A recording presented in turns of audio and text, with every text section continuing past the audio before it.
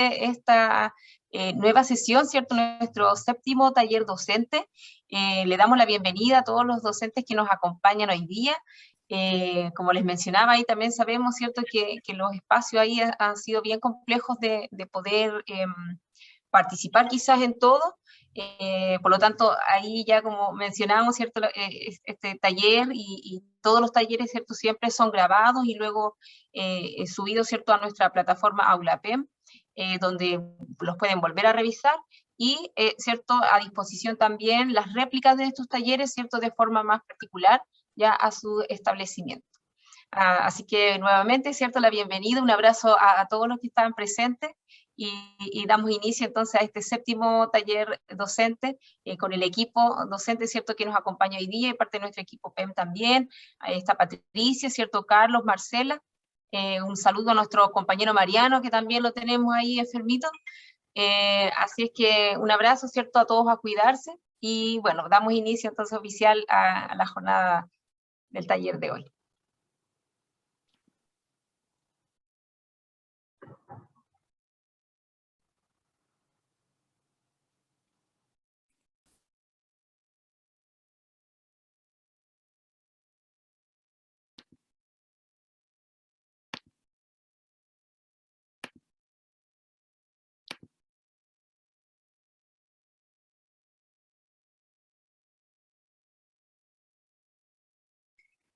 Muy buenos días, queridos y queridas colegas. Es un gusto para nosotros estar nuevamente con ustedes. Sabemos que octubre es un mes muy complejo en nuestro trabajo docente y es probable que por eso hayan poquitas personas hoy día, pero sin embargo hemos preparado con el mismo compromiso de siempre este séptimo taller. ¿De qué se trata? De acuerdo a nuestro plan de acompañamiento docente, nos toca hoy ver la habilidad de uso de la información y aula invertida. Por lo tanto, vamos a revisar brevemente, porque ya saben que hemos ido mejorando en el uso del tiempo. Vamos a ver las habilidades para el siglo XXI y el uso de la información, algunos indicadores para diseñar estrategias y evaluar esta habilidad. Luego, algunas sugerencias para ejercitar el uso de la información y estrategias web para ese mismo uso.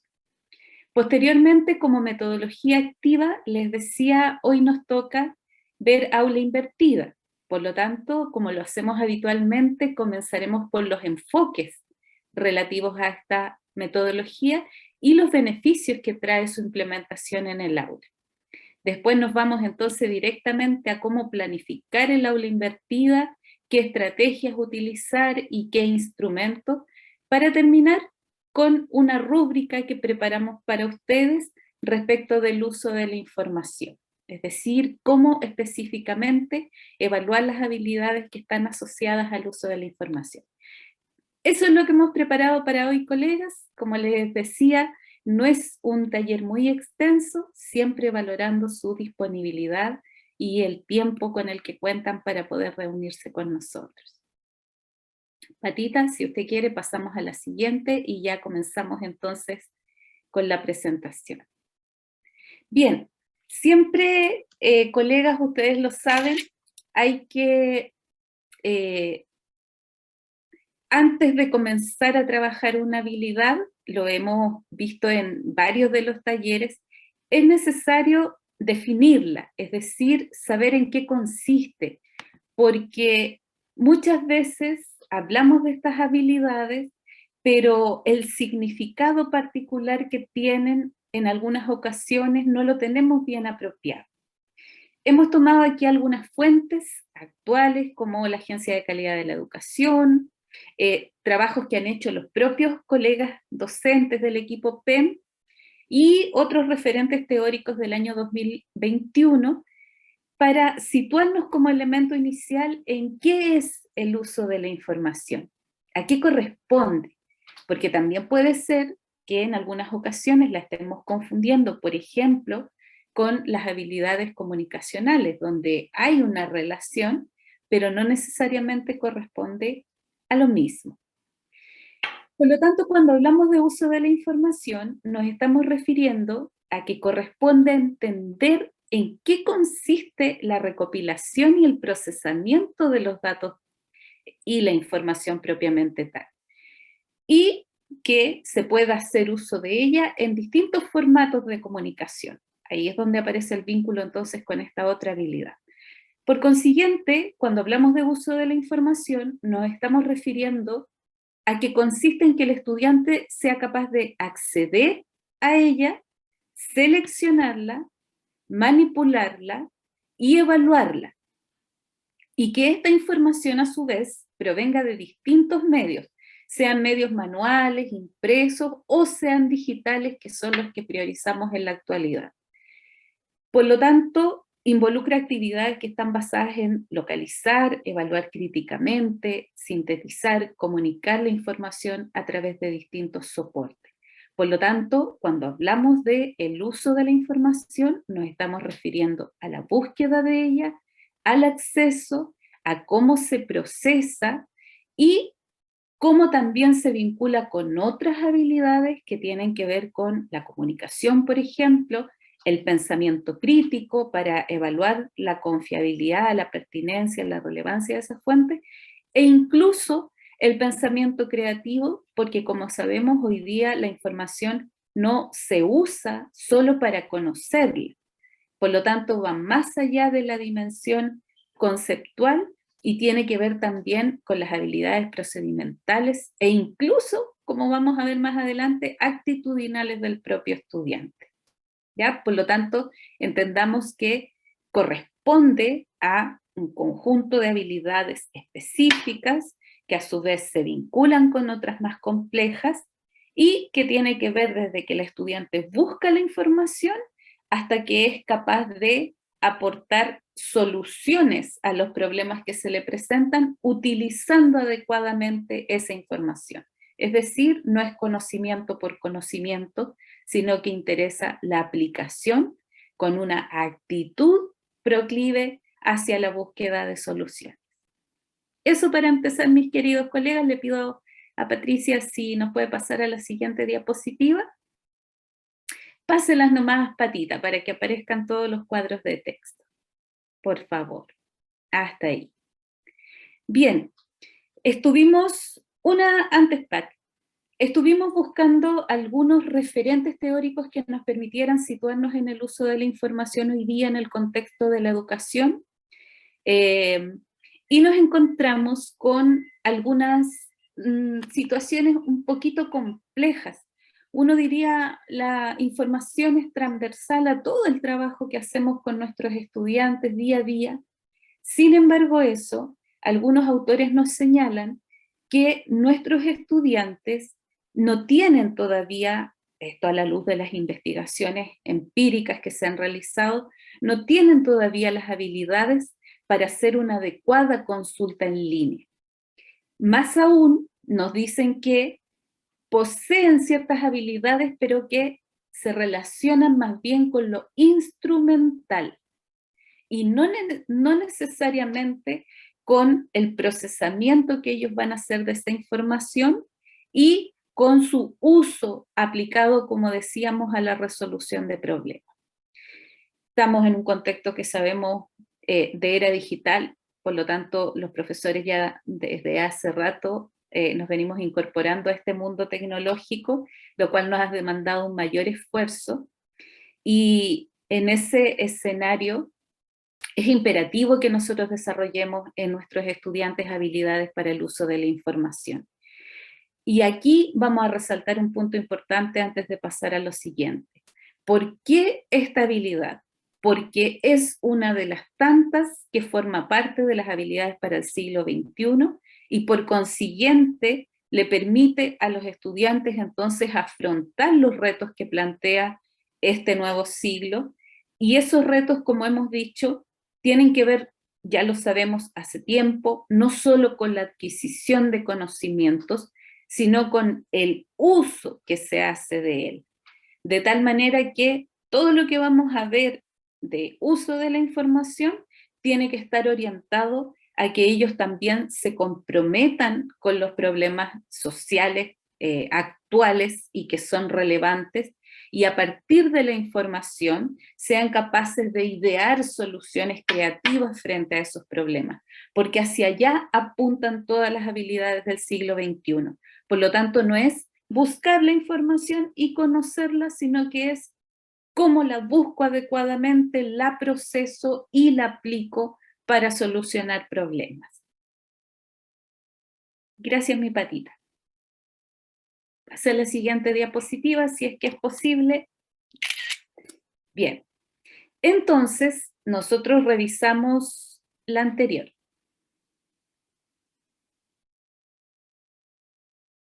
Está ahí, patita, un poco.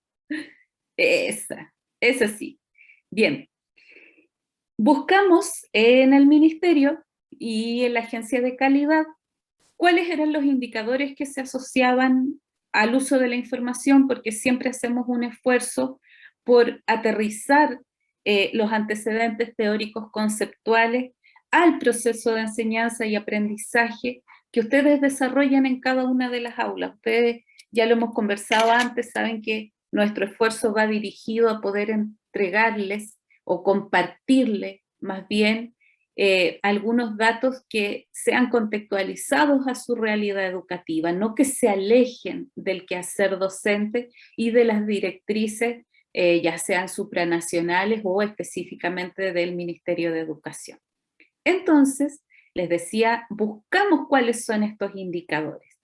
Y ahí están clasificados entre aquellos que corresponden al área de conocimiento, que como ustedes saben, es lo teórico conceptual, ¿cierto? Por lo tanto, estos indicadores van a ir más relacionados con cómo accedo a la información, produzco información y utilizo los distintos medios tecnológicos para construir nuevas ideas y poder transmitir también distintos tipos de mensajes. Entonces, los indicadores, como decíamos, de primer orden, que son los conceptuales, tienen que ver, como se señala allí en la lámina, con que el estudiante sea capaz de acceder de manera eficiente a la información. Es decir, primero, que no utilice tanto tiempo, que aproveche el tiempo disponible para el desarrollo de los trabajos de una manera efectiva, que acceda a diversas fuentes de información por distintos soportes o medios tecnológicos, es decir, que la información no tenga un solo origen, sino que provenga de distintas fuentes y que vaya haciendo un uso apropiado de ella previa evaluación de la confiabilidad que tienen estas fuentes. Eso es lo que nuestros estudiantes deberían lograr en relación a esta habilidad. Por supuesto que no solo a partir de un único trabajo, de una única estrategia, sino que en todo su trayecto formativo.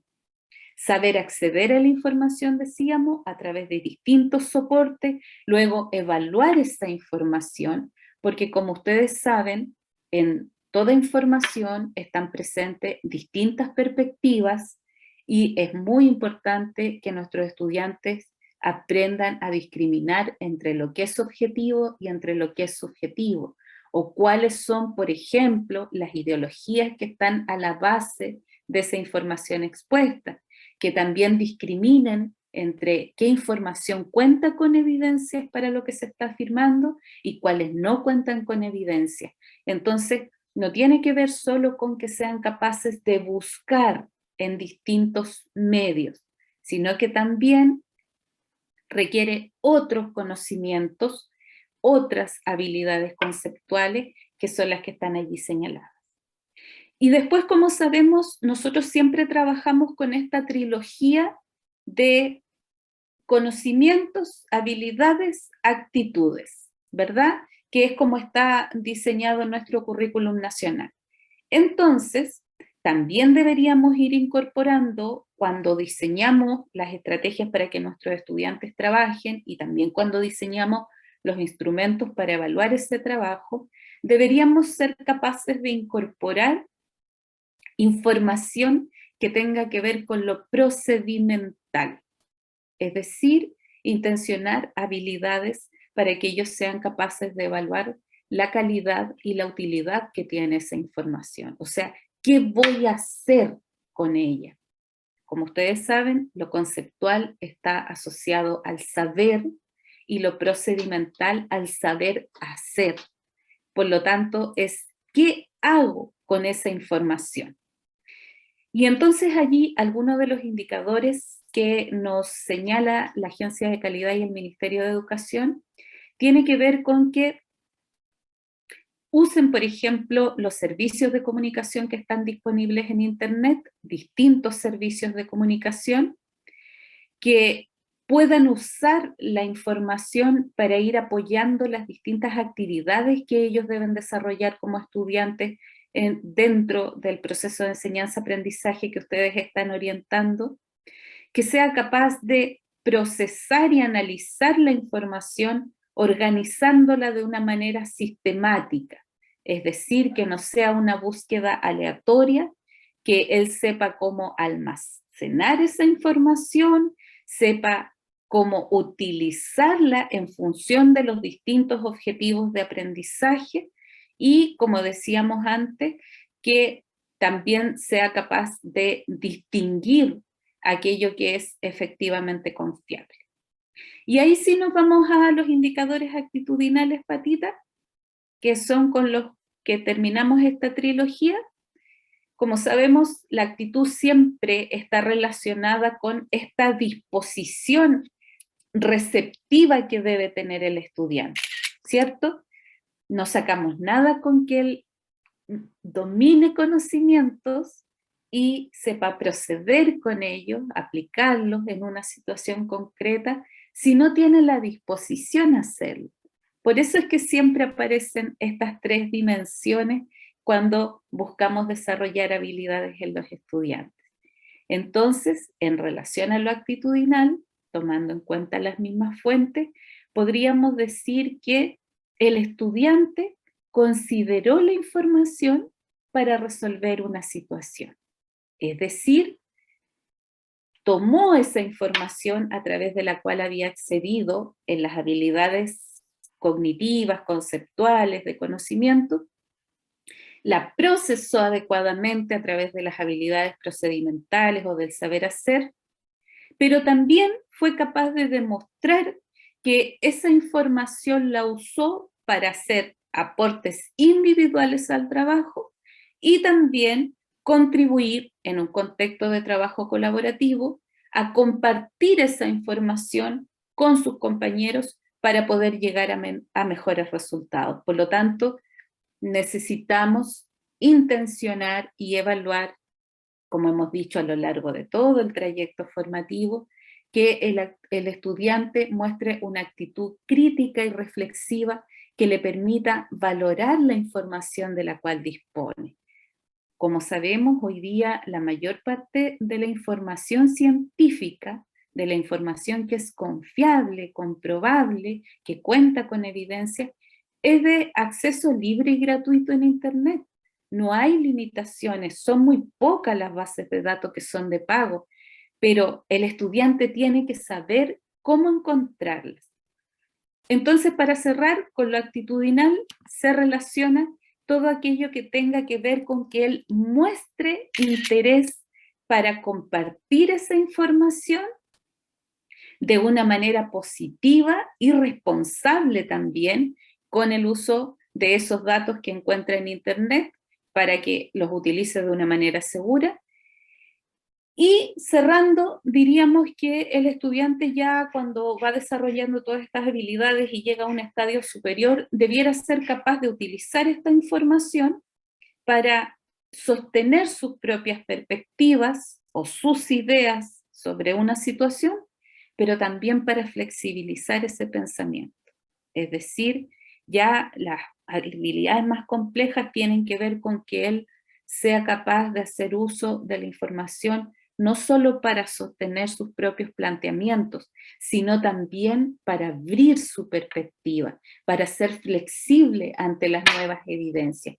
Eso seguramente es lo que va a costar un poquito más desarrollar, porque las personas tendemos a buscar y usar la información dirigiéndonos hacia poder sostener lo que nosotros ya creíamos a partir de lo que hemos observado en nuestro entorno, a partir de las construcciones mentales que tenemos. Sin embargo, el estudiante, como va pasando, va desarrollando toda esta habilidad, tiene que llegar a ser flexible frente a la información y valorar las evidencias que se le presentan para incluso llegar a cambiar una perspectiva inicial que tenía, que no contaba con los suficientes argumentos para sostener. Ahí los dejo, colegas, porque ustedes saben que a lo largo del taller tienen muchas posibilidades de encender micrófono, de consultar a través del chat, pero ahora viene nuestro colega Carlos, que les va a dar algunas estrategias y algunos tips para que ustedes se los transfieran a los estudiantes y ellos aprendan a encontrar información de buena calidad. Muchas gracias, Marcela. Sí, efectivamente. Pasemos a la siguiente, por favor, la diapositiva que sigue, si es que es posible. Pásenos más, Patito. Sí, pasemos esa diapositiva. Sí, sí, seguimos a la siguiente. Esa misma. Efectivamente, hoy día la misión que tengo de compartir conocimiento con ustedes en el día de hoy, que ustedes también nos puedan corroborar si manejaban algunos de estos tips, si hay algunos que los sorprendió y que les puede ser muy útil también en vuestra praxis docente. Buenos días a todos y a todas los presentes y los que se conectaron en el día de hoy. Hoy vamos a hablar sobre recursos y estrategias de la web para potenciar el uso de la información en modalidad remota o híbrida. Recordemos que los escenarios están cambiando. El otro año no sabemos si nos vamos a encontrar en una modalidad híbrida, en una modalidad presencial, a distancia. Lo importante es adecuarse a los contextos y tener las mejores herramientas que nos permitan justamente, en este caso, bajo el paraguas de conocimiento de la búsqueda de información, de la gestión de la información, por supuesto, de este procesamiento y, por supuesto, también aterrizándolo a la habilidad. Si pasamos a la siguiente, yo quisiera decir que cuando se hablaba de la sociedad del conocimiento, ¿cierto? Antes de la pandemia se hablaba como que fuese una quimera, ¿cierto? Como una especie de imaginería que provenía de la ciencia ficción. Hoy en día estamos en un escenario futurista que ahora es el presente. Y una de las pruebas fehacientes de esto es principalmente que tenemos un acceso a un Big Data, es decir, a datos gigantescos de información en Internet que pueden servirnos, ya como lo decía mi colega Marcela anteriormente, tienen una gran utilidad para poder diseñar soluciones para el presente y, por supuesto, en perspectiva hacia el futuro. Es lo que se está requiriendo para nuestros estudiantes. El cambio hacia las habilidades del siglo XXI en la perspectiva de formación en nuestro país no responde solamente a una decisión antojadiza de políticas públicas, sino que también está orientado, efectivamente, a que los estudiantes puedan hacer cosas con el conocimiento y la información. Y cuando me refiero a cosas, me refiero a dar soluciones para su propio contexto, para sus propias comunidades cercanas. Considerando también que estamos trabajando en ejes de territorialidad del Quilimarito APA, que nos convocan en el día de hoy también en este programa. Ustedes ya pueden ver en una ventana en la pantalla, ¿cierto?, que es la de Google Académico. Yo creo que la mayoría de ustedes la debe conocer. Quien no haya tenido un acercamiento, básicamente mostramos esta imagen porque queremos hacer ver que Google Académico, o Google Scholar, como es llamado, ¿cierto?, a nivel internacional, es un tipo de ventana distinta al conocimiento, ¿cierto? De alguna manera, cuando uno ingresa algún dato acá, te vas a encontrar no con la búsqueda general de la web, sino que principalmente vas a acceder a papers o artículos de investigación, revisiones académicas y bibliográficas de información y conocimiento, incluso tesis doctorales o de magíster que probablemente también han sido una investigación rigurosa y sistemática y te están entregando información documentada y sistematizada, ¿cierto?, para que la puedas utilizar. Y acá quiero decir algo súper importante. Google Académico nos sirve a nosotros como profesores poder encontrar la mejor información posible para diseñar evaluaciones y pruebas, para poder diseñar estrategias de aprendizaje, para sacar modelos, sistemas, tablas, esquemas que nos permitan dar cuenta de una explicación desde los últimos avances científicos o indagaciones científicas, ¿cierto?, en nuestras áreas de conocimiento o disciplinas. O sea, es una muy útil herramienta, y si pasamos a la siguiente diapositiva nos vamos a encontrar más o menos con la dinámica que uno realiza, ¿cierto?, cuando busca una información. acá, mira, yo puse una palabra que probablemente nos une a todos los que estamos presentes en este espacio digital, que es la palabra educación, ¿cierto?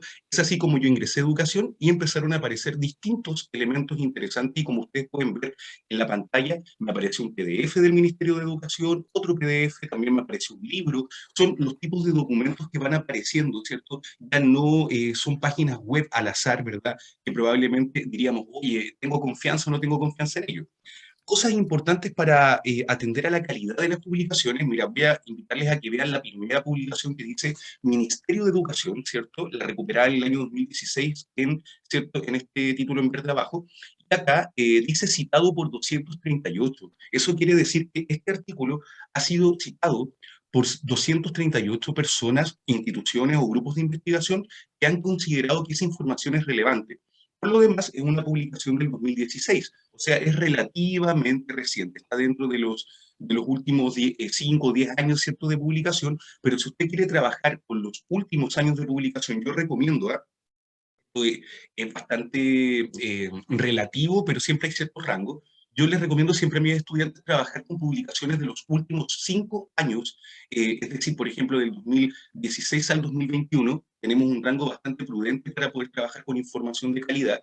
¿Cómo yo puedo especificar esos rangos? Usted mira acá abajo donde dice Google Académico, debajo de nuestro logotipo, ¿cierto? Dice artículos, abajo dice en cualquier momento, que es donde estoy yo, pero perfectamente usted puede acotar la búsqueda, ¿cierto? En los intervalos, donde puede buscar información incluso solo del 2021, del 2017 en adelante, ¿verdad? Y así se va asegurando de que la información de calidad, ¿cierto?, es la más reciente. Es un criterio que es muy interesante también para los investigadores e investigadoras. Si lo manejamos nosotros y se lo transmitimos a nuestros estudiantes, vamos a crear un ecosistema de manejo de información de calidad y confiable que va a ser muy, muy interesante. ¿Ya? Esto en primera instancia. Sin embargo, yo ahora, siempre queriendo apelar un poco a la novedad, quiero compartir con ustedes 3 técnicas en particular que hemos estado conversando con el equipo docente que nos parecieron súper interesantes para poder compartir en el día de hoy y sin duda tienen que ver con los conectores. Estamos a la siguiente diapositiva y efectivamente, si ustedes aplican estos 3 tips esenciales para la búsqueda de información en Google Scholar mediante estos conectores que les voy a presentar, efectivamente van a tener búsquedas realmente interesantes. Mucha atención acá. Yo sé que no todos somos profesores de inglés acá, ¿cierto? Es lo primero que quiero declarar. Lo otro, probablemente no todos seremos angloparlantes, ¿cierto? También, o leeremos en inglés, pero sin duda va a ser muy interesante tener claro el primer punto importante. La mayoría del conocimiento más reciente que existe en Internet está en inglés. Por ende, es importante que al menos, ¿cierto?, manejemos también algún buen traductor que nos permita hacer esa bajada de conocimiento si es que no dominamos ese idioma. Pero no se preocupen, acá yo no voy a liarlos o complicarlos mucho con el inglés, solamente sí quiero compartir con ustedes 3 conectores en inglés que les pueden ser muy útiles al momento de buscar información en Internet. Mucha atención con el procedimiento. Cuando ustedes vuelvan, ¿cierto?, a esta ventana de Google Académico y les corresponde en ocasiones buscar conceptos compuestos, es decir, que se componen de más de una palabra. Porque yo en el ejemplo anterior ocupé la palabra educación, ¿cierto? Pero acá, por ejemplo, miren cómo en el número 1 complejicé la situación. Quise buscar educación pública en Latinoamérica, ¿ya? Entonces, lo primero que tengo que hacer es ingresar solo palabras con contenido semántico, es decir, palabras que tengan significado, si es que lo quieren en sencillo, ¿verdad? Y de esta manera, en el número 1, pongo el conector AND, que corresponde al conector I, ¿cierto? El conector copulativo. Voy con María y Francisca, ¿cierto? En este caso pongo educación, AND pública, AND Latinoamérica. Muchos se preguntarán por qué en inglés, por qué los buscadores booleanos de Google Scholar y de Google en general están planteados de esa manera. Los conectores los leen en inglés, pero perfectamente podemos poner las palabras categoriales que tienen significado en español. Entonces, en el número 1, mucha atención con esto, si yo lo pongo con esa estructura, educación, and, pública, and, Latinoamérica, efectivamente me va a buscar información o papers que en un solo paper contengan educación pública y Latinoamérica. ¿Ya? O sea, va a buscar artículos de investigación que tengan esos 3 tópicos. Mientras que en el caso número 2, el OR, ¿cierto? O la O, entre comillas, ¿cierto? De alguna manera me da la opción de jugar con selectividad en la lógica. Yo acá puse, por ejemplo, educación and pública or privada. Es decir, quiero que me busque papers, si yo inserto esto así, lo que está dentro del paréntesis, tal cual acá, ¿cierto? Me va a buscar información de educación pública o privada, es decir, voy a tener papers de educación pública por un lado y educación privada por el otro, es decir, me los va a separar solamente por haber ocupado ese conector, el OR, ¿cierto? Que corresponde a la letra O, ¿cierto? De los conectores. Pero esto o lo otro, básicamente. En el caso número 3, mucho más fácil, ¿cierto? Igual que la Not Mayo, que es una marca que anda dando vuelta por ahí, ¿cierto? Not Milk y eso, tenemos el no, ¿cierto? Quiero buscar información donde quiera solo educación pública y no privada, tal cual como está expresada ahí, ¿cierto? Lo tendría que plantear de esta manera. Educación and pública, no privada, ¿cierto? Y de esa manera voy a encontrar artículos de investigación solamente que contengan información de educación pública, excluyendo la información privada. Colegas, seguramente ustedes en este momento están imaginándose cómo poder aplicar esta técnica, ¿cierto?, a sus futuras búsquedas. Yo les invito a que jueguen con el buscador, ¿cierto? Nada va a pasar si nos equivocamos en una búsqueda o erramos en alguna búsqueda de estos resultados. Lo importante es ponerlo en práctica. ¿Qué les recomiendo? Que jueguen con conceptos de sus disciplinas y que jueguen, ¿cierto?, si es que quieren jugar con el I inclusivo, con el O que excluye y con el NOT que también excluye información. Y vean la diferencia de información o los papers o los artículos a los que van a encontrar.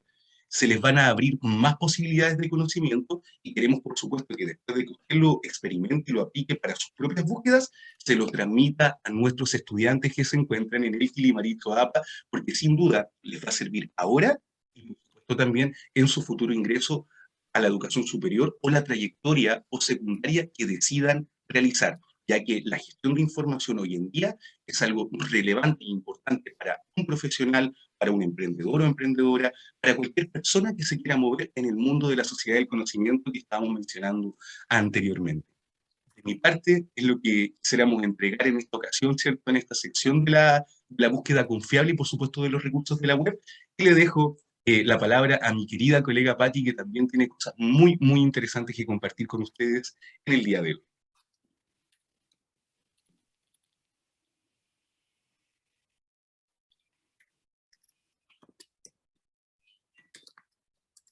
Ahí estamos. No encontraba el micrófono. Estoy como día viernes. Ya. Buenos días, estimados colegas. Un gusto verlos nuevamente en otra semana y otro taller. Bueno, a mí me tocó hablar y trabajar con ustedes en la parte de la clase invertida. ¿Saben qué? En realidad, la clase invertida, podemos decir muchas cosas de ella, entre ellas que, por ejemplo, tiene un gran objetivo. El gran objetivo de ella, así en general, es lograr que nuestros estudiantes sean capaces de gestionar su aprendizaje, ¿ya? Ese es uno de los grandes objetivos de la clase invertida. Ahora, para ello, generalmente se utiliza material audiovisual o tecnologías de la infocomunicación, ¿ya? Mientras el modelo tradicional de enseñanza que nosotros estábamos acostumbrados, porque yo también he sido profesora de aula por mucho tiempo, ¿ya? Se basa en la transmisión de conocimiento, ¿ya? En cambio, acá lo que queremos hacer también con esta modalidad de clase invertida pretende también un poco que nuestros tiempos los optimicemos, ¿ya? Y que nuestros estudiantes se vuelvan también en buscadores también un poco de la información, de lo que estaba hablando Carlos, transformarlos en esos gestores. ¿Ah? Ahora, nosotros nos preguntamos siempre, porque esa es la primera pregunta que nos surge a nosotros cuando estamos en el aula, porque a veces tenemos 40 estudiantes, porque hay algunos que asisten, otros que no, uno dice, bueno, después de que nos escuchan, nos dice, ¿irá a servir esta metodología? Ya que es lo primero que nos preguntan. Mire, lo primero que hay que pensar es que tenemos que intentarlo, ¿ya? Tenemos que arriesgarlo, ¿ya? Ahora, varios docentes que yo he visto hasta el momento han ido implementando esta modalidad de clase invertida, ¿ya? Y ellos lo describen como una instancia de aprendizaje activo de sus estudiantes, ya que ellos lo que necesitan es procesar información, ¿ya? y trabajar los conceptos previos a la clase, ¿ya? Por lo tanto, ellos se buscan o se transforman en pequeños investigadores. Además, yo les debo contar algo más. Tuve la suerte, esto se llama suerte, ¿ah? El día de ayer hubo un encuentro reflexivo en nuestra universidad y estuvo muy bueno, en realidad, como dice por ahí Carlito, estuvo así súper bueno. Hubieron bastantes exposiciones de algunos profesores respecto a la utilización del aula invertida, la gamificación, pero además tuvimos la suerte de poder escuchar al profesor mexicano, ya un académico mexicano, Sergio Tobón, ¿ya? Y Sergio Tobón planteó algo bastante interesante a partir del análisis de un ejemplo, ya de un ejemplo que le había mandado un profesor de diseño desde Latinoamérica, no dijo específicamente de qué parte, sino que le habían enviado y le envió un ejemplo si como clase invertida estaba correcto lo que estaba haciendo el profesor, le envió su planificación. Bueno, y él ahí empieza a explicar que no estaba bien hecho porque la clase invertida parte con el proceso en el cual los estudiantes investigan. Y él sugiere que nosotros incorporemos un elemento a esta clase invertida, que tiene que ver con la socioformación. Entendida la socioformación, que yo inclusive me dediqué a buscar la definición de socioformación como tal.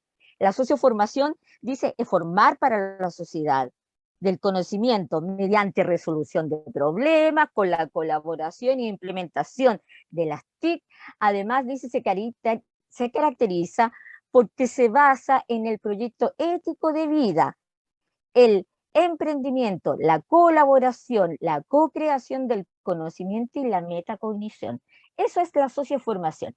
Entonces, lo que sugería Sergio Tobón ayer, dentro de su intervención en este encuentro reflexivo, era que nosotros trabajáramos la clase invertida con un reto, pero un reto que viniera de la socioformación, es decir, el reto debería de ser resolver un problema local, contextualizado, pero con una mirada global, ¿ya?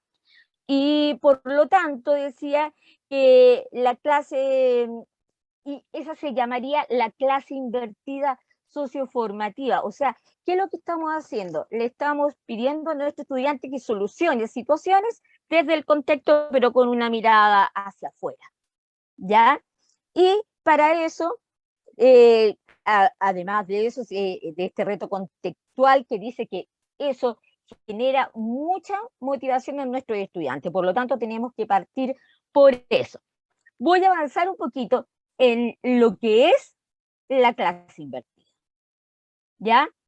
Primero tiene un enfoque pedagógico. Ustedes saben que por ser una metodología activa, de hecho, está centrado en el estudiante, él y la estudiante, ¿ya?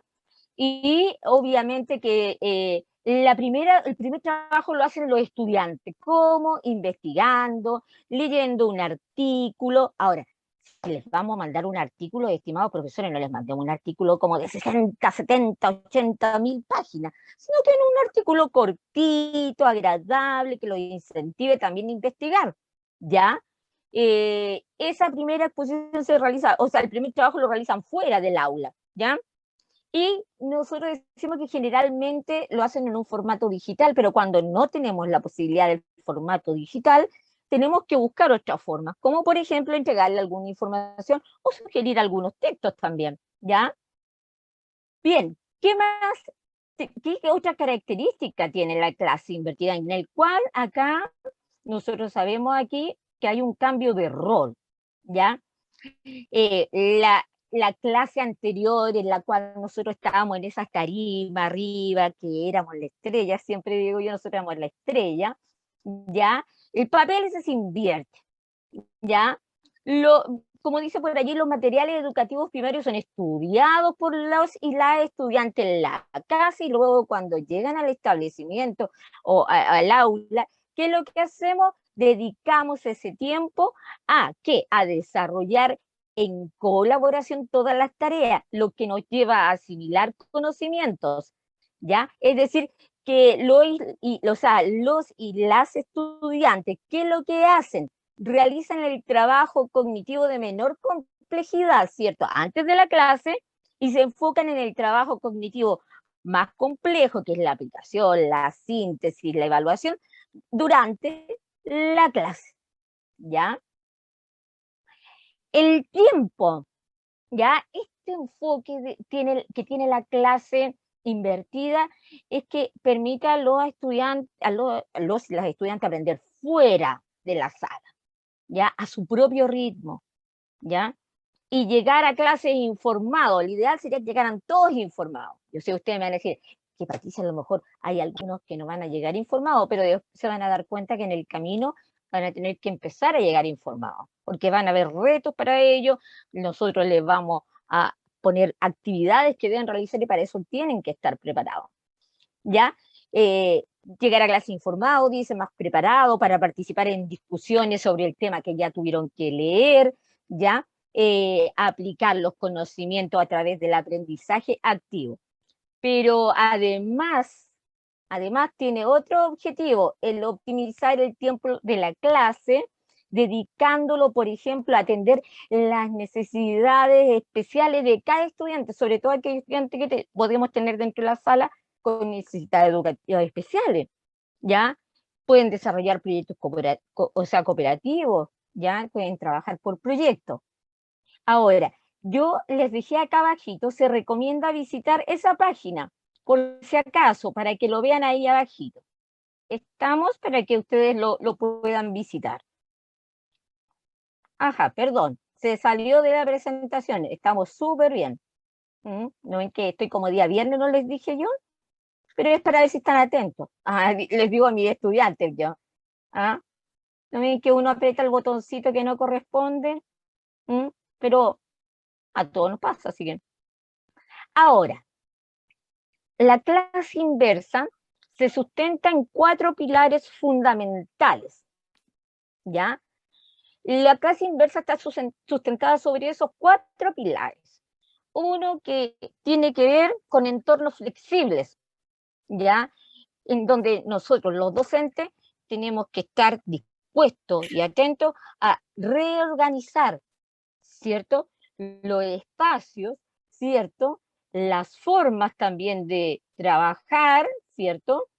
Y también que ya sean la forma de trabajar y ya sean presenciales o virtuales. Ahí en el caso de las virtuales, cuando trabajamos en la pandemia, fue realmente un desafío empezar a enfrentar esta virtualidad cuando había muchas herramientas que yo no conocía. Por ejemplo, sin ir más allá, yo antes de la pandemia, para que vean ustedes que la pandemia nos ha cambiado, la pandemia nos ha cambiado y harto. Por ejemplo, antes de la pandemia, yo usaba un PPT súper común y silvestre, el que venía listo, ¿ya? Y si tenía que sacar una forma de acá, de allá, hasta que me di cuenta que podía hacer otras cosas. Por ejemplo, yo nunca me imaginé que podía hacer esto en 3D. Esto lo hice yo. Y eso lo fui aprendiendo yo sola. ¿Por qué? Porque quería hacer unas clases con unos gráficos más entretenidos, porque estaba más aburrida con los otros gráficos, así que yo, no, para los chiquillos hay que hacerle otras cosas distintas. Y empecé por eso, ¿ya? Ahora, lo otro importante de la clase inversa, el contenido intencional. Nosotros vamos a planificar esta actividad, vamos a planificar lo que los estudiantes van a hacer antes, lo que van a hacer durante y cómo lo van a hacer, cuándo lo vamos a evaluar, quiénes van a evaluar. Ahora, aquí podemos incluir lo que yo les decía hace ratito, ¿cierto? La socioformación, ¿ya? Así que podemos incluir problemas, ¿cierto?, del contexto, pero con una mirada global. Luego, la cultura de aprendizaje, aquí el foco se cambió, ¿ya? ¿Qué pasó? El estudiante es el centro, nuestra estrella, ¿ya? Y nosotros, ¿qué es lo que somos? Somos mediadores. Ayudamos a nuestros estudiantes a que vaya asimilando el conocimiento. de una manera, ojalá, lo más activa posible y significativa, ¿ya? Y la otra base que sustenta la clase invertida son, yo diría, el sustento más grande que tiene la educación chilena, y a mí siempre la educación chilena me ha demostrado que tenemos profesores comprometidos, ¿ya? Acá, educadores profesionales. Nosotros somos profesionales de la educación, no somos profes nomás, profesionales de la educación. Y en ese aspecto el rol del educador evoluciona obviamente con arte tipo de actividad, poniendo en juego todas estas metodologías nuevas, ¿cierto? Nosotros vamos a evolucionar a un profesional que vamos a tener que planificar, vamos a tener que implementar estas clases, vamos a tener que supervisar a nuestros estudiantes y los vamos a tener además que retroalimentar. Esas son las bases que sustentan la clase invertida.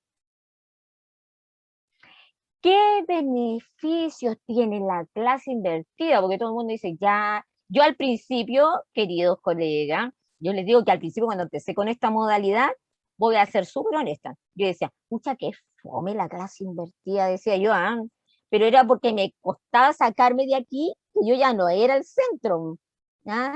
Que yo ya había dejado el sol, dejar el sol de aquí, y que ya no era el solcito, así que me costó mucho.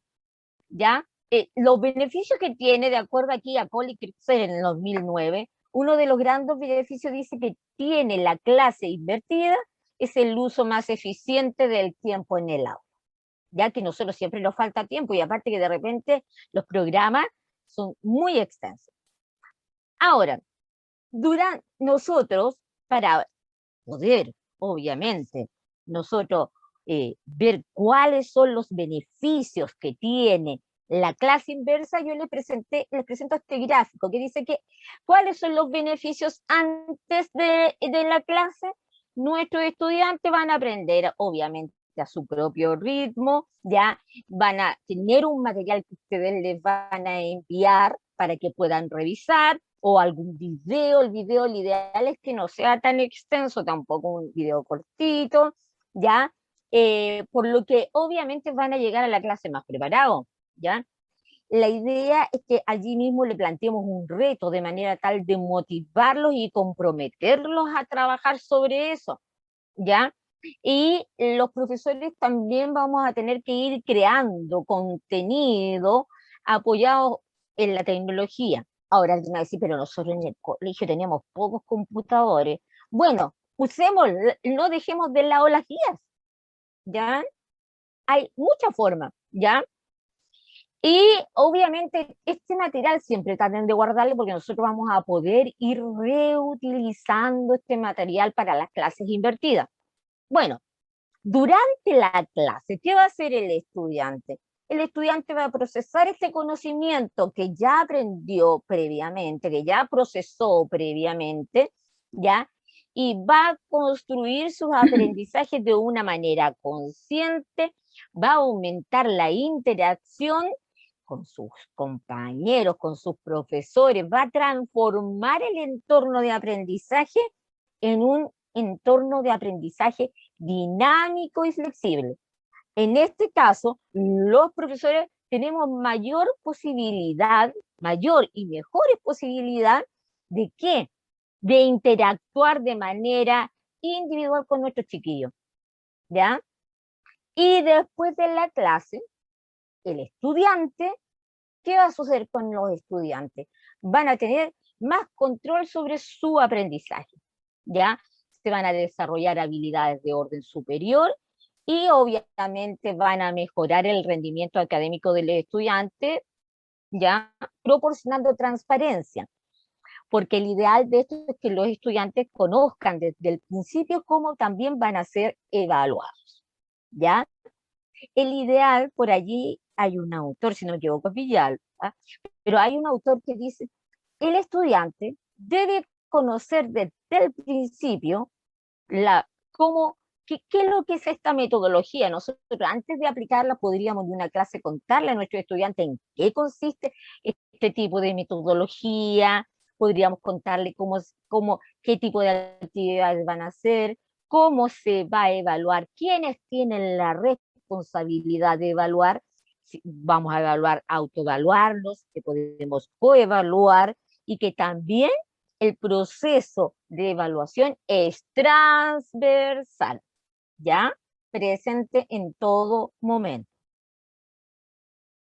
Aquí tenemos, miren, a una estupenda profesora, ¿ya? Le apuesto que es de matemática, dijo, la Batúa, ¿ya? La planificación en la clase inversa. A nosotros, yo sé que no nos gusta planificar, pero bueno, ¿ya? Dice que las estrategias tienen que ser pensadas teniendo en cuenta, obviamente, el tipo de estudiante, el contexto donde viven, las habilidades, ¿ya? Como preferencia de aprendizaje, ¿ya? Además, tenemos que hacer que los estudiantes se familiaricen con lo que van a tener que lograr antes, lo que decía recién, durante y después de la clase. No llegar y pasarle el material antes y después decir, no, vamos a trabajar. Yo por lo general a mí no sé, me ha surtido efecto, lo paso el dato. Yo siempre cuando voy a trabajar con una nueva metodología les cuento a mis estudiantes en qué consiste. Ya les cuento y después empiezo. Ahora, lo otro que complementariamente debemos planificar nuestras propias también actividades, ¿ya? Y las actividades que van a hacer nuestros estudiantes para saber qué es lo que voy a tener que hacer yo como profe y no verme sobrepasado durante este proceso, ¿ya? Tenemos que planificarnos de tal manera de tener muy claro lo que tenemos que hacer. Tienen que hacer tanto los estudiantes y los profesores durante las fases que hemos ido mencionando, ¿ya? Y lo otro, la planificación dice que se debe considerar como un mapa de ruta donde nosotros los docentes, ¿cierto? Que va a suponer, primero, como dice allí, sobre lo que esta ruta nos va a indicar qué es lo que va a aprender o se supone que nuestros estudiantes deben aprender. Y cómo se va a rehacer de manera efectiva, ¿ya? Ahora, hay estrategias específicas para la clase inversa, ¿ya? Uno es que en la introducción dice allí, desarrollo de una introducción al tema creativa para estimular el interés de los chiquillos, lo que les decía yo, incluir la socioformación, es decir, nosotros trabajar problemas contextuales con una mirada global, ¿ya? Y que estimule, dice, el interés de los chiquillos, ¿sí? Que los aliente el pensamiento de los y las estudiantes, planteándoles problemas propios, ¿ya? Y que tenga también a la vez una mirada global. ¿Cómo lo resolverían tal situación desde su asignatura? Partiendo tal vez con una gran pregunta, ¿ya? El trabajo previo a la clase debe preparar al estudiante para la actividad que va a tener que realizar en la clase presencial, ¿ya? Eso debería ser el paso número 2. Ahora, en el paso número 3, ¿qué tipo de actividades van a motivar a nuestros estudiantes y los preparan para la clase? Ya tengo que pensar en eso. Yo como profesor, piensen qué tipo de actividades van a motivar a estos chiquillos, ya, y los preparan para la clase. Y también pregúntese, ¿qué medio es más efectivo para aprender este tema? Eso es súper importante, esta estrategia para mejorar aún más el efecto de nuestra clase inversa, ¿ya? Por si acaso, abajo aparece mencionado el autor, ¿ya? Y el año, ¿ya? Porque no es mío. Estas herramientas tecnológicas para crear insumos para la clase inversa, debo decir que no es mío, lo construimos con una colega, sí, ¿ya? Esto con una colega lo hicimos un día. Y no un día, bastante rato empezamos a ver qué tipo de herramientas podían utilizar ustedes para preparar su material antes de la clase. Entonces acá pusimos tipo material preparado como por ejemplo los videos, presentaciones, imágenes. Y algunos ejemplos, por ejemplo, recursos educativos abiertos, el OpenLearn, el Merlot, TEDx, OER Commons, Google, imágenes video, SlideShare, Nearpod, Flipgrid. Les recomiendo el Nearpod. Si tienen pocos estudiantes es una muy buena herramienta porque con ella van introduciendo preguntas a las medidas que van haciendo la clase y pueden hacer que sus estudiantes voten y darse, o vayan haciendo a través de sus celulares si es que se puede, ¿ya?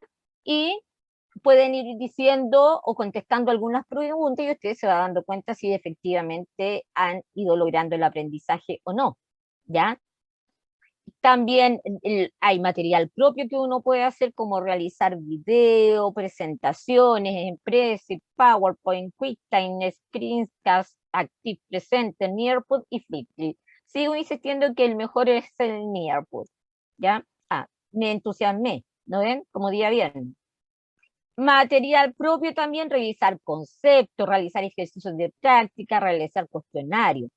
Ya tenemos ahí el Quizlet, el Learning Apps, Kahoot, Mentimeter, el Moodle cuestionario, el Google Forms, ya el Google Maps, el Nearpod también.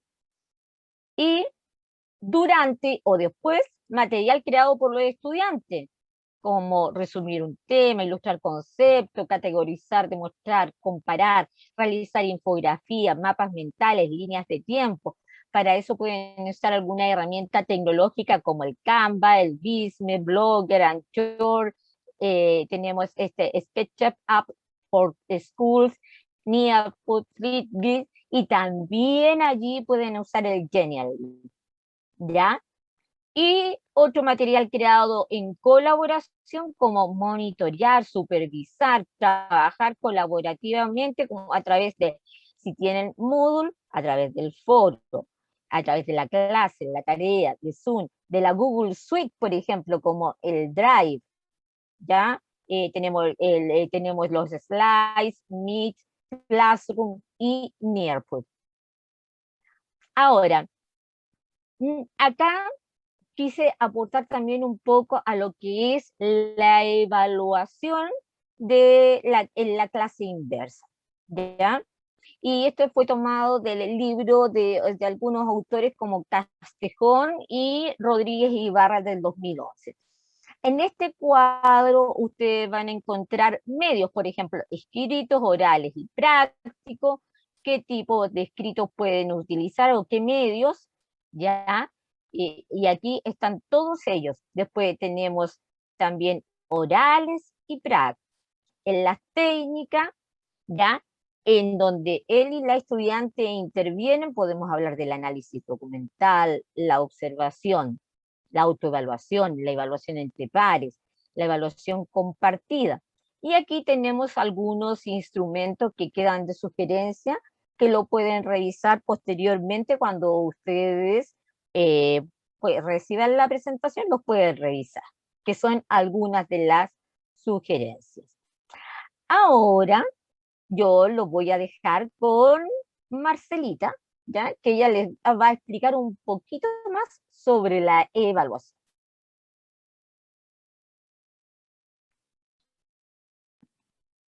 Gracias, Patita. Ahí activé mi micrófono. Bueno, antes de nosotros lo que hemos preparado para este taller, colegas, como finalización, como cierre, es una rúbrica para evaluar el uso de la información. Pero sería importante que antes de ver esta parte final, ustedes nos pudieran decir si tienen alguna consulta respecto de lo que hemos ido desarrollando. Mis colegas exponían ahí varias estrategias. Sabemos que están un poquito quizás ocupados, probablemente algunos no quieran hacer consultas, pero si las hay, o si hay comentarios respecto de la experiencia que ustedes han tenido con sus estudiantes, ya sea en el desarrollo de la habilidad que estamos compartiendo hoy día, o de esta metodología de aula invertida, sería importante que lo manifestaran, porque, como decía Patricia, esta metodología primero hay muchas investigaciones al respecto, muchísimas, es una de las metodologías activas que más se ha investigado en el último tiempo, pero de alguna manera aparecen también ciertas limitaciones que tienen que ver, por ejemplo, con el hecho que se requiere que los estudiantes sean muy autónomos en el trabajo para efectivamente desarrollar aquellas acciones que son previas al encuentro en el aula. Entonces ahí si tienen consultas, si tienen comentarios, a nosotros nos gustaría mucho saber, porque como es de su conocimiento, necesitamos ir adecuando los talleres y ya nos queda solo uno después de este. Terminamos nuestro plan de acompañamiento en noviembre con el último taller, que es el de alfabetización digital y elaboración de instrumentos de evaluación. Así que va a ser un taller muy interesante, ya nos estamos preparando para eso, pero si en este minuto hay consultas, hay comentarios, sería súper enriquecedor para nosotros que los pudieran plantear. Por ahí Maximiliano encendió su cámara, no sé si quiere hacer algún comentario.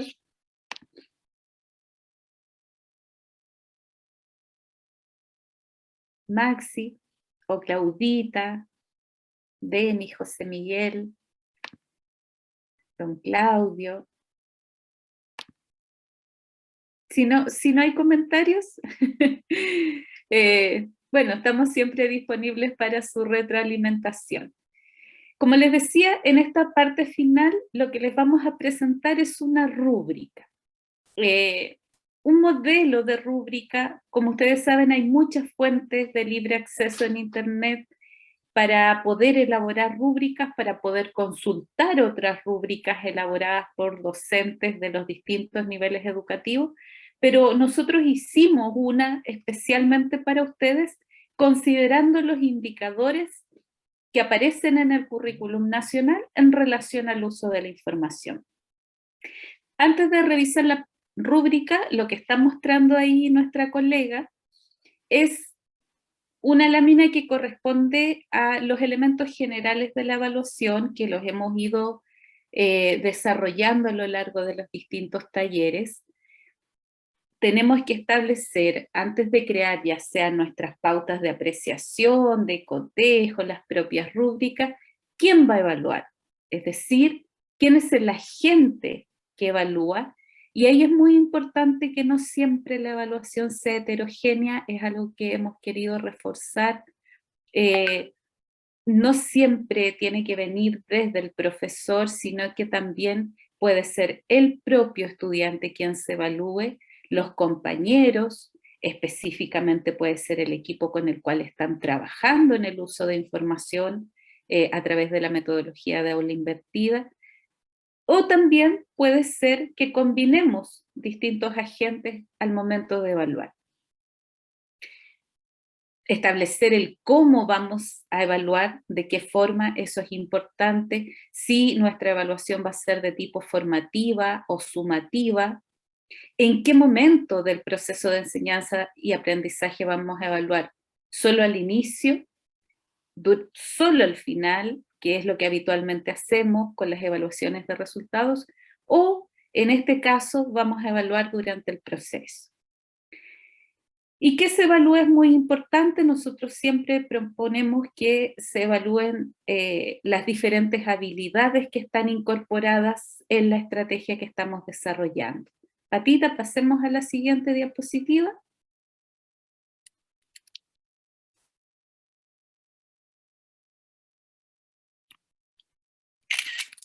Ahí estamos. Como les decíamos, elaboramos una rúbrica para que ustedes la puedan tomar de la presentación, que saben siempre va a estar disponible en Aulapen, igual que los videos de los talleres que hemos ido ejecutando a lo largo del año. Y ahí aparecen algunos indicadores que, como les decía, son precisamente los relacionados con el currículum nacional. Entonces, esta rúbrica está organizada en 3 criterios, que son las habilidades conceptuales, las habilidades procedimentales y las habilidades actitudinales vinculadas al uso de la información. Ustedes pueden agregar más niveles de logro, más. Nosotros estuvimos averiguando con varios de los colegas en ejercicio de qué manera estaban utilizando las escalas para hacer tanto las evaluaciones formativas y sumativas. Y a partir de eso llegamos a una media donde decidimos colocar 3 niveles de logro para facilitar esta evaluación, que son logrado parcialmente o por lograr. Como ustedes saben, no se usa el no logrado, sino el por lograr, entendiendo que debemos buscar la manera de usar el lenguaje en estas rúbricas, en el sentido que no reforcemos negativamente al estudiante, sino que demos cuenta de que el aprendizaje es siempre mejorable. ¿Ya? Entonces, como les decía, puede ser una rúbrica perfectible, pero en el fondo la tenemos allí para que ustedes la puedan modificar, le pueden asignar porcentajes aquí, por ejemplo, de acuerdo a los niveles de logro, les pueden asignar puntaje si esta pauta eventualmente se va a convertir en la base para una evaluación sumativa. Siempre importante recordar que tenemos que hacer el esfuerzo porque nuestras evaluaciones estén diseñadas antes de aplicarlas, porque la socialización con el estudiante es fundamental. El estudiante tiene que conocer con anticipación qué es lo que se espera de él, específicamente qué es lo que se espera. Y ahí poco a poco los docentes tenemos que ir afinando nuestro dominio en relación a esto e ir siendo cada vez más específicos y concretos en cómo vamos a ir redactando estos niveles de logro. Pero como les decía, siempre socializar. Por ejemplo, si utiliza la información de manera precisa y creativa para resolver problemas, si le damos ese indicador al estudiante, ya le estamos señalando qué es lo esperado. Por lo tanto, alguna seña tiene de cómo va a ser evaluado. Pero aún mejor si nosotros le decimos cuáles son los distintos niveles que hemos preestablecido, como para que él tenga una ruta y después no diga que nuestras evaluaciones son arbitrarias, porque recordemos que trabajamos con el concepto de una evaluación auténtica, de una evaluación procesual, de una evaluación enfocada en el aprendizaje y para la mejora, ¿ya? No una evaluación solo estandarizada.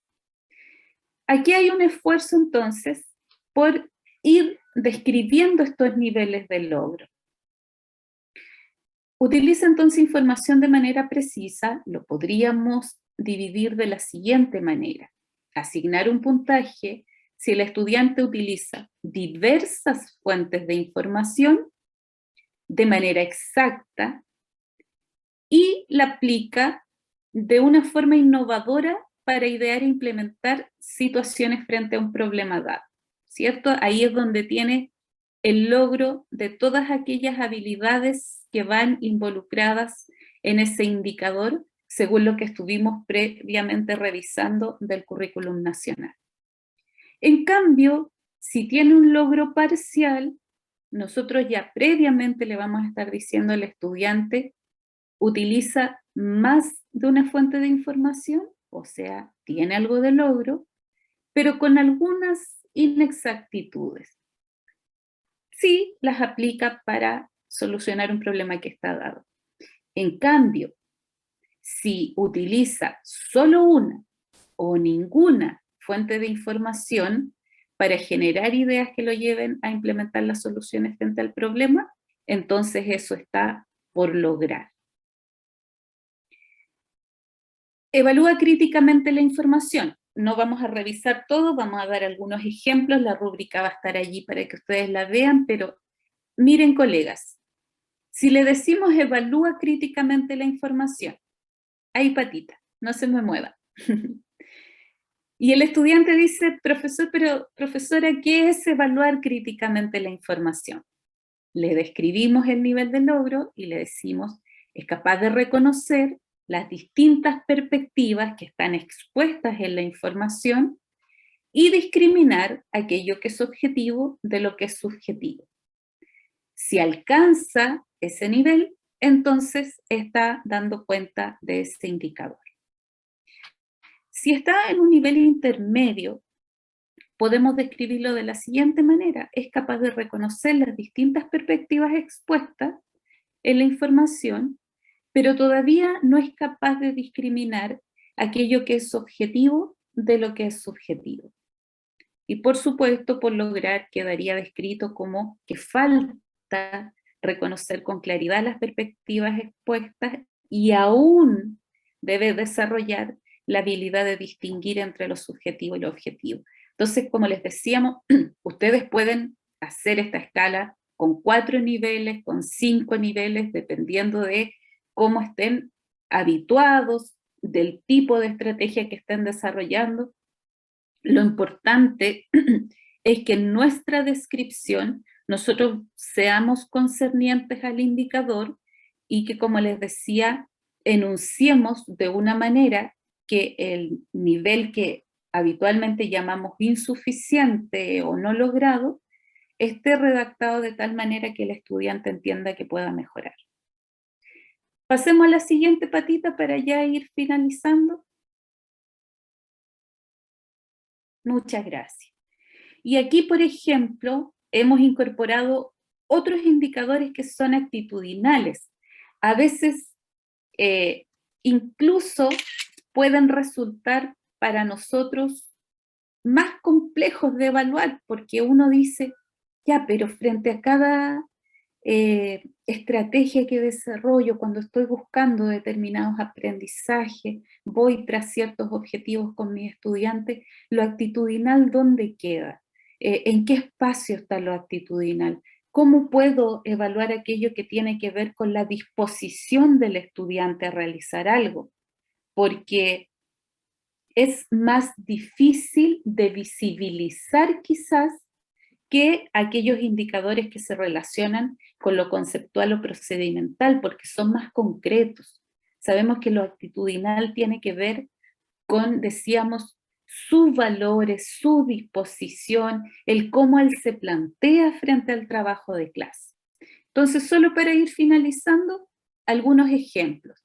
Si yo le digo al estudiante que voy a evaluar que manifieste una actitud positiva y un uso responsable de Internet, que es un indicador que aparece entonces en nuestros programas de estudio. ¿El estudiante sabrá a qué corresponde esto de manifestar una actitud positiva y un uso responsable de la información disponible específicamente en Internet? Entonces le puedo decir, logrado implica que reconoce que Internet posee información confiable y que es de acceso libre y gratuito. O sea, el estudiante debe saber que Internet no tiene solo información, digamos, miscelánea, diversa, desechable, tiene información muy enriquecedora, por lo tanto tiene que reconocer esto y saber que esa información, como dice allí, es de acceso libre y gratuito. Logrado también estaría si se enfoca en acceder a ese tipo de información y no a otra. En cambio, si el estudiante reconoce que Internet posee información confiable, de acceso libre y gratuito, pero utiliza parte del tiempo del trabajo para buscar otro tipo de información, ahí está súper claro, es un logro parcial. Y si el estudiante nos dice, profesor, ¿por qué no me colocó ningún punto aquí si yo estuve buscando en Internet? Bueno, manifiesta una actitud de poca valoración y responsabilidad frente a la información. ¿Cómo lo manifiesta? Porque utiliza el tiempo que se le dio para desarrollar el trabajo buscando información que no es concerniente a él. Porque puede que esté en el computador, ¿cierto? Y esté buscando. Pero muchas veces los estudiantes están revisando otra información de su interés y no aplicando todo aquello que se les ha enseñado para la búsqueda de información. Entonces, lo importante, como decíamos, de las rúbricas es que establezcamos distintos niveles de logro, cuántos sean, va a depender no solo de las orientaciones curriculares, sino también del contexto de cada uno de sus liceos y de sus aulas. La idea de las rúbricas es que siempre sean fáciles de utilizar. Cuesta un poquito en el momento de elaborarlas, ¿verdad? Porque ahí uno se pasa varias horitas craneándose. ¿Cómo describo el nivel de logro? Porque no puedo poner algo distinto al indicador, o sea, tengo que apuntar al indicador. Y más encima tengo que ser capaz de buscar niveles, es decir, que se diferencie uno de otro para que el puntaje que asignemos después o el porcentaje esté bien aplicado. Entonces, la rúbrica quizás no es una tarea muy fácil, nos puede tomar tanto tiempo como nos toma elaborar una guía, elaborar un PPT, aprender a usar un software. No es algo que resolvemos rápidamente. La gracia es lo que viene después, los beneficios del uso de las rúbricas. Primero, porque nos pueden durar muchos años. Segundo, porque pueden ser la base para irlas adaptando a otras habilidades o a otros niveles educativos o a otras estrategias de trabajo. Y por sobre todo, yo diría que el tercer punto tiene que ver con que seamos capaces de socializar antes con nuestros estudiantes qué es lo que esperamos de ellos, porque finalmente es parte del aprendizaje también. Y enseñarles a que ellos autoevalúen su trabajo antes, por ejemplo, de presentar un resultado, o que tengan siempre a la mira durante el proceso qué es lo que se espera, que no sea una incógnita. Por lo tanto, sabemos que en general a los docentes nos falta reforzar un poquito esa parte, probablemente muchos de ustedes lo hacen de manera muy eficiente, pero aquí, como les decía, no nos vamos a retrasar en mirar cada uno de los indicadores y su descripción, sino que vamos a dejar la rúbrica en la presentación para que ustedes la puedan tomar como ejemplo, porque fue hecha especialmente para evaluar uso de la información. Y con eso, Patita, yo creo que vamos terminando. Decirles a nuestros coleguitas presentes que, como ustedes saben, en cada uno de los talleres que nosotros desarrollamos, requerimos que ustedes nos evalúen. ¿Ya? Entonces, sí, dígame, Yoita. Sí, que, por interno me hablaba un colega, porque no podía escribir ahí en el chat, y estaba haciendo una observación, un poquito como recomendación o sugerencia, con respecto a lo que mostró Patricia, donde estaba mostrando, Patita, un cuadro donde habían sugerencias de aplicaciones para utilizar en el antes, durante y después, ¿cierto? En la clase inversa, porque había mucho término en inglés. Entonces sugerían que si en algún momento quizás, y yo creo que eso puede ser una muy buena idea, que es algo que nosotros de alguna forma tenemos pensado también, generar ahí algún glosario o algún espacio para recopilar todas estas aplicaciones y ir poniendo como de qué se trata, ¿ya? Porque quizás el nombre a priori, digamos así como a buenas a primeras, los que no nos manejamos tanto en el inglés no nos dice nada, Sí. y quizás no nos va a costar identificar para qué sirve, digamos, la aplicación. Ya. Así que ahí nos daban un datito interesante que puede ser, digamos, de apoyo y de ayuda dentro de lo que podamos generar. Quizás lo podemos poner también ahí en AulaPEM o ponerlo dentro del manual de este material que de alguna forma estamos generando también. Llovita, un alcance. Esa tabla en realidad la generamos con una profesora de inglés, por eso muchas veces, como mi colega de inglés, siempre tiende a poner algunas cosas en inglés, pero hay una gran parte de ella que el nombre es tal como está allí, ¿ya? Por ejemplo, el Nearpod es parte del workspace de Google, está ahí adentro, ¿ya? Entonces, a lo mejor la podríamos generar con una pequeña definición para darles indicaciones de dónde encontrarlas, yo creo que sería una muy buena alternativa de trabajo, Sí, como súper. entregar la ruta, ¿ya? Claro, para complementar, por ejemplo, con el ebook digital que también generamos el año pasado, podríamos volver a socializar con los colegas, haciendo, digamos, ahí, yo creo que también es material, además, para el próximo taller, que es importante, como tiene que ver con alfabetización digital. La idea también es poder compartir y que ustedes entiendan a qué se refieren, digamos, o para qué se utilizan cada una de las aplicaciones que podemos encontrar en Internet, que son apoyos y complementos, ¿cierto?, a nuestra clase. Sí.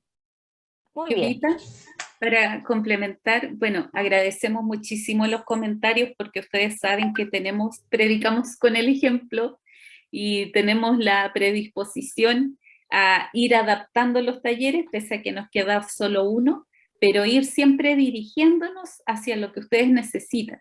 Por eso es que el primer taller lo terminamos después de las 12 de la mañana y ahora estamos en las 11:30, tal como nos hemos comprometido, porque siempre ese era el indicador crítico en la encuesta de evaluación. Siguiendo el hilo de lo que decía nuestra coordinadora, el próximo y último taller que está programado para noviembre es sobre alfabetización digital. Entonces, si bien, por ejemplo, en este taller solo enunciamos algunas aplicaciones, quienes asistieron al taller pasado saben que vimos, por ejemplo, el uso de Socrative en detalle.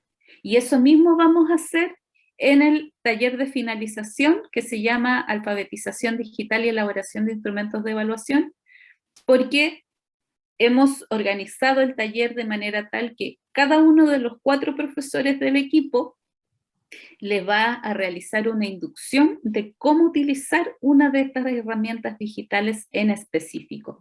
Por lo tanto, quienes puedan asistir en noviembre, el taller les va a permitir apropiarse de 4 herramientas distintas con todas las orientaciones que eso implica para darle un buen uso en el aula.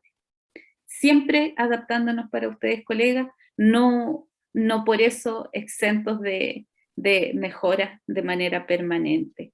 Y sabemos que están muy apuraditos, pero les rogamos que por favor dejen abierto el link de la encuesta que está copiado ahí en el chat, porque no solo queremos saberlo, digamos, porque nos interesa mucho lo que ustedes piensen, el cómo evalúen este trabajo, sino también porque es parte de las exigencias que a nosotros nos impone el ministerio.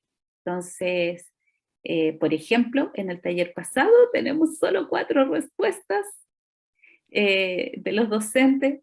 Por favor, hoy hay poquitos. Antes de despedirnos, dejen abierto el link. Ustedes saben también que la encuesta tarda 3 minutos, la hicimos de una forma muy sencilla, así que por favor, pedirle a todos y todas las presentes si nos pueden colaborar con eso. Y atentos vamos a estar para recibir todas sus sugerencias y encontrarnos en noviembre nuevamente. Como saben, en Aula PEM queda todo disponible, los videos, las presentaciones, y también es ahí un medio de comunicación para que durante el proceso ustedes nos vayan manifestando lo que necesitan. Eso quería, Jovita, gracias por el espacio, recalcar lo importante de la encuesta y también de la disponibilidad de todo nuestro material en Aula P. Gracias, Marcelita. Bueno, un abrazo en general a todos, ¿cierto?, por su presencia hoy día en el taller. Como siempre saben, todo grabado, ¿cierto?, para poder reproducirlo. Estamos a disposición de las réplicas de estos talleres que por ahí internamente ya nos han solicitado. Afortunadamente, es cierto, también sabiendo que estamos a disposición de los tiempos que ustedes tienen, más en estos tiempos que ha sido complejo, han habido varios cambios en el formato, digamos, en que cada establecimiento funciona, pero siempre tratando de adecuarnos y tratar de apoyar, ¿cierto?, en lo que más podamos, en esta línea, ¿cierto?, que se ha transformado ya en un espacio permanente de apoyo con ustedes, con su establecimiento, ¿cierto?, con los colegas, con temáticas que ustedes mismos han definido como prioritarias e importantes, así que hacemos ahí comunidad, digamos, en este espacio, que también lo hemos valorado muchísimo. y ya nos queda, como decía Marcelita, un solo taller, y ahí vamos a revisar, ¿cierto? Un momento también, ojalá podamos juntarnos en algún espacio que está definido también, para poder reflexionar con respecto a todas las temáticas y de alguna forma, ¿cierto?, a todo lo que hemos podido estar presentes y ser experiencia en este año de acompañamiento de trabajo virtual, pero no así, ¿cierto?, no dejando la importancia, ¿cierto?, que tiene el poder comunicarnos, vernos, de alguna forma, ¿cierto?, para apoyar en nuestro trabajo. Un abrazo para todos, y ahí le vamos a estar contando. Yo voy a estar ahí entregando algunas informaciones. La próxima semana tenemos una segunda semana de exploración vocacional para estudiantes de tercero y cuarto medio. Estoy solicitando a algunos de ustedes, ¿cierto?, los correos del estudiante, algunos que todavía no nos habían llegado, porque ahí estamos insistiendo en ese sentido, digamos, para que le llegue la información también de forma directa a los estudiantes. ¿Ya? Así que un abrazo, muchas gracias. No sé si hay alguien más quiere mencionar algo, así que cariños para todos. Muchas gracias, que estén muy bien. Gracias. Gracias, Claudita. Gracias, Claudita. Cariños.